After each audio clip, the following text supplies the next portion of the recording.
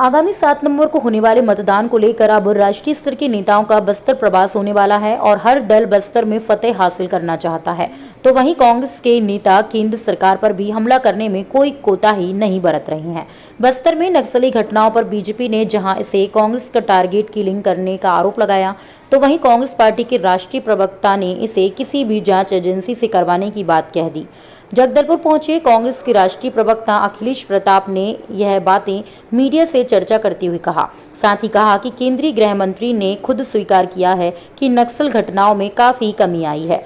बस्तर अब शांत बस्तर में बदल गया है। उन्होंने कहा कि प्रदेश में दूसरी बार भी कांग्रेस की सरकार बनने जा रही है। इस बार पार्टी ने नारा दिया है कि अब की बार 75 पार और प्रदेश व बस्तर की जनता इस नारे को पूरा करेगी।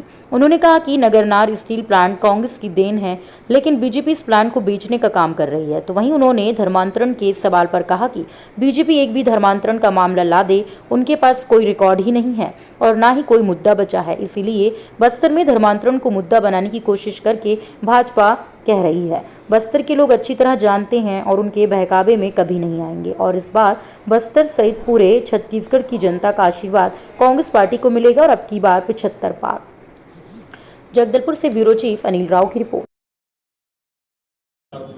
मैंने टारगेट किलिंग का आपको जवाब दिया।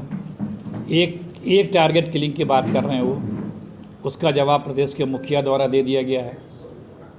कर ले जांच, क्यों भाग रहे हैं?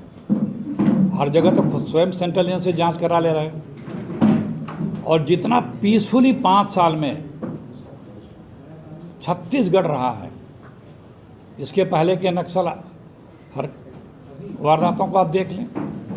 केंद्र सरकार, केंद्र के गृह मंत्री ने खुद कहा है कई बार कि 70 से 80% घटनाएं कम हुई हैं। कितनी योजना। देखिए, मैंने आपसे पहले कहा कि ये बीजेपी है, ये सिर्फ अफवाह फैलाती है, झूठ बोलती है। प्रदेश की सरकार ने, प्रदेश के मंत्री ने ऑन रिकॉर्ड चुनौती दी है बीजेपी को कि एक धर्मांतरण का केस बता दें। आप उनसे कभी पूछा आपने? जो ये कहते हैं धर्मांतरण के बाद, उनसे कहिए भाई आप एक लिस्ट जारी करिए ना। आपकी बात पूछ लीजिएगा, चुनाव में आएंगे लोग। अरे मुद्दा बना रहे, झूठ उनके बनाने से मुद्दा बनता है। तथ्य सत्य के बगैर झूठ ही चलता है, वो झूठ हम नहीं चलने वाला है। कह सकते हैं कि बस्तर धर्मांतर नहीं। अरे भाई, हमने कहा आप यहाँ की सरकार के एक मंत्री चुनौती देते हैं ना कि एक भी उदाहरण दे दीजिए। आप लोगों से कोई चीज़ छुपी तो है नहीं, स्थानीय आप लोग तो वो प्रयास कर रहे हैं। मैंने कहा ना, डूबता व्यक्ति तिनके का सहारा ढूंढता है। वो प्रयास कर रहे हैं, लोग उनको समझ चुके हैं।